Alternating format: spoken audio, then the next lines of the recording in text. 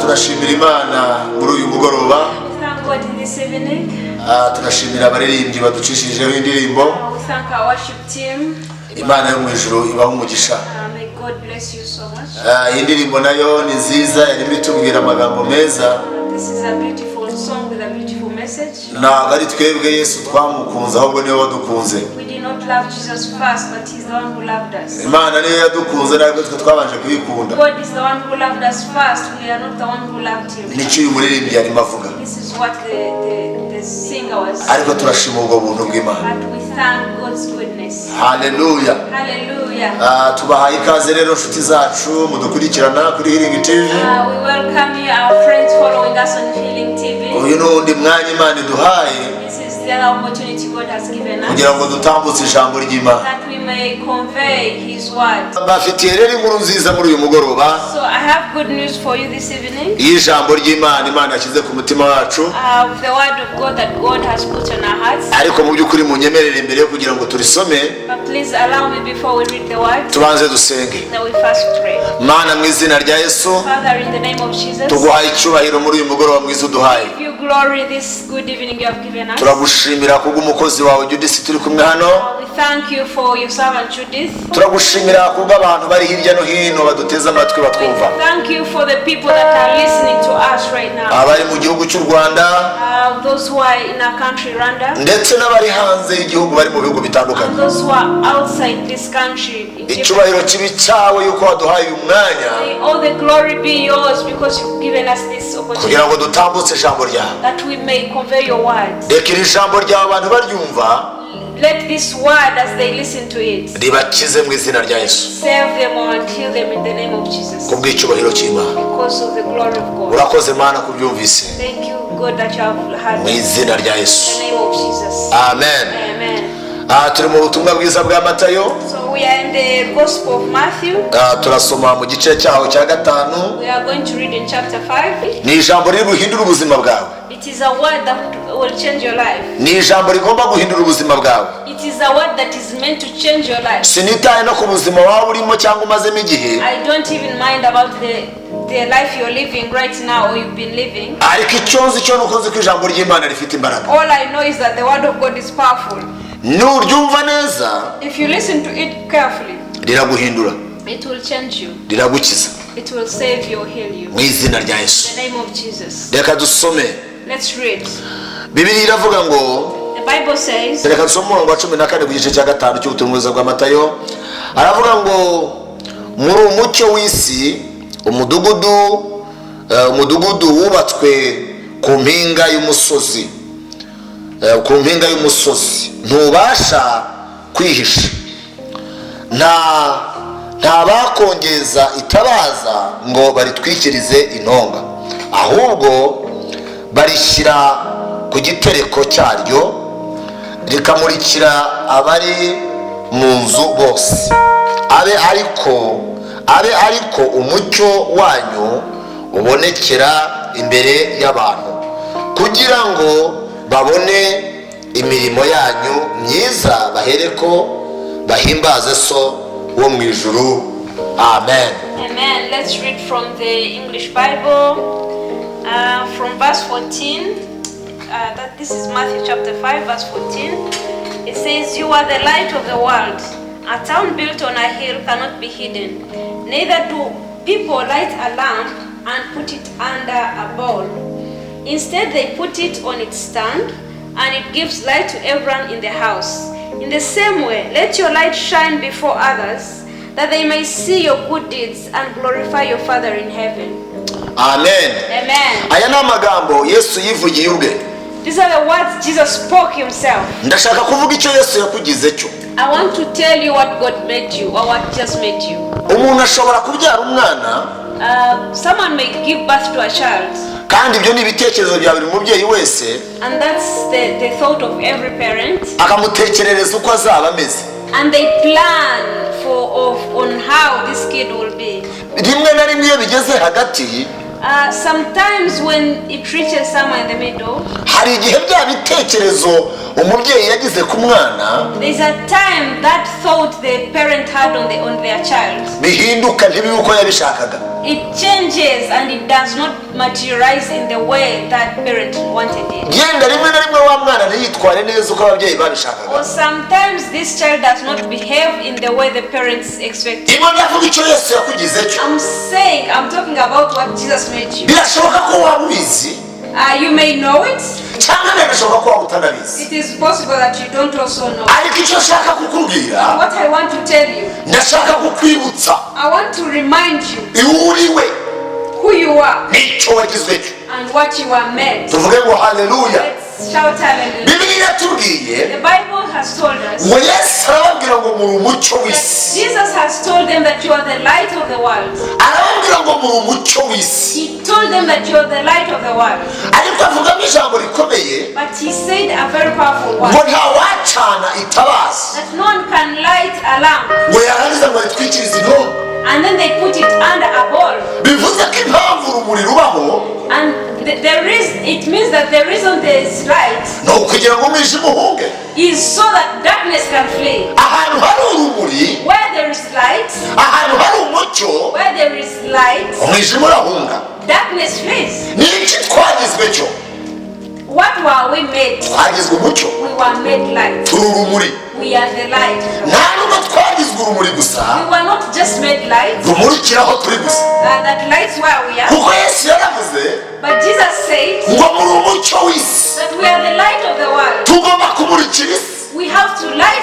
kuko icyo twagizwe cyo Because what we were made, icyo ntabwo gishobora guhinduka, that can never change. kuko watugize uwo nguwo watugize abo turi uyu munsi, Because he who made you today, we ntahinduka. he never changes. tuvuge ngo haleluya, we Hallelujah. ntabwo ahinduka. He never changes. uko yari ari The way he was, na niyo umusore ari kwe, the way he is today, uko yakizaga the way he heals, na niyo umusore ari kwakiza, is the way he still heals. uko yazuraga abapfuye The way he resurrected na niyo today, umunsi ari kwazura. the way he still resurrected, bivuze uko yari ari it means the way he was, na niyo umusore ari kwe. the way he still is. uwo nguwo ni muzima. That one is alive. aravuga iki rero muri aya masaha? And what is he saying? aravuga iki n'ubuzima bwawe? What is he talking about? arimo aravuga ngo nakugize umucyo, He's saying that he made you the light. ndetse amaze kukugira umucyo After he made you the light, ngo agutuza mu mpinga y'umusozi muremure. even put you on a hill. ntabwo yesu yigeze ahamagara abantu bari hasi.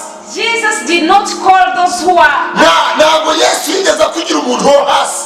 Jesus did not make you the marginalized person. hari icyamuzanye, The reason he came yaje gushaka abandi bari barazimye. is that to bring out those who are extinguished. ntabwo yesu yazanywe n'abantu bazima, ntabwo yesu yazanywe n'abazima, Jesus did not come for those who are alive. ahubwo yaje gushaka abarwayi. He came to look for those who are sick. yaje gushaka wa wundi wari warananiwe wari ufite ubuzima bubi. He came to resurrect those who are down and who had given up. umuntu wa mbere yarananiwe, The first person had given up.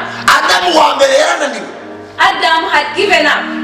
ariko adamu wa kabiri yaje But the second Adam, atuzanira ubuzima. hallelujah, he gave us life. uwo adamu wa kabiri ni nde? Who's the second Adam? uwo ndavuga kristo, He's Jesus Christ. uwo wavuze ngo uri umucyo That one who said that you're the light kandi utuye ku mpinga y'umusozi. and you are on a hill. icyo arimo avuga aha ngaha ni iki rero? What is he saying here? arimo aravuga ngo icyo wagizwe cyo He said that what you are made, ntukwiriye kugihisha, you should never hide it. ukwiriye kumurikira isi, You should light the world kuko icyo ngicyo nicyo wagizwe. because that's what you are made into. izina ry'uwiteka rihabwa icyubahiro. May the name of God be glorified. haleluya. Hallelujah. umurongo wa nyuma twasomye The last verse we read, ku murongo wa 16 verse 16. haravuga ngo abe ariko umucyo wanyu ubonekera imbere y'abantu, umurikira imbere y'abantu, kugira ngo babone imirimo yanyu myiza, bahereko bahimbaze so wo mu ijuru.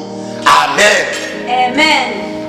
On this last verse we read, verse 16, it says, "In the same way, let your light shine before others, that they may see your good deeds and glorify your Father in heaven." kugira ngo abantu bahindukire, kugira ngo abantu bamenye umucyo w'Imana uri kuri So bo. that people may turn and see your light, the light of God in you. intego nyamukuru yo kuba umucyo, The reason you are the light, iyindi ntego yo kugira ngo ube ahantu hirengeye ku musozi and muremure, the reason you are on a hill, igisobanuro kiri muri iryo jambo the meaning of this word ngo ni ukugira ngo abantu bahindukire.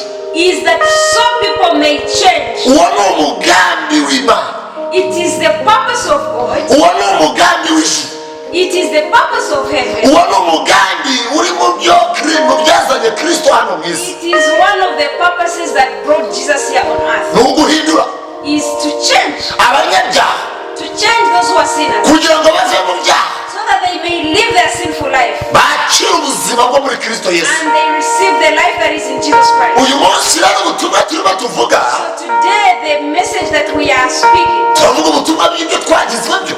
we are speaking about the gospel or what we were made into. impamvu rero y'ubu butumwa turimo tuvuga The reason for this message ni uguhindura, is to change. ba bantu bagahinduka, The other people nabo bakaba abana b'Imana, so that they may become the children of God. bakabyarwa ubwa kabiri. They may be born again. ni bande bagomba kubikora rero? Who are those that should do ni this? wowe nanjye, It is you and me. kuko twifite icyo twagizwe cyo. Because we were made into something. imana ibaha umugisha, May God bless you. ngo umucyo wanyu ukomeze ugaragara, That may your light shine ngo kugira ngo abantu bose babone uwo mucyo, so that people may see that light bahere ko bahindukire, and so that they may change bizere umwana. and they believe in Jesus. Imana yo mwijuru bamugisha. God bless you.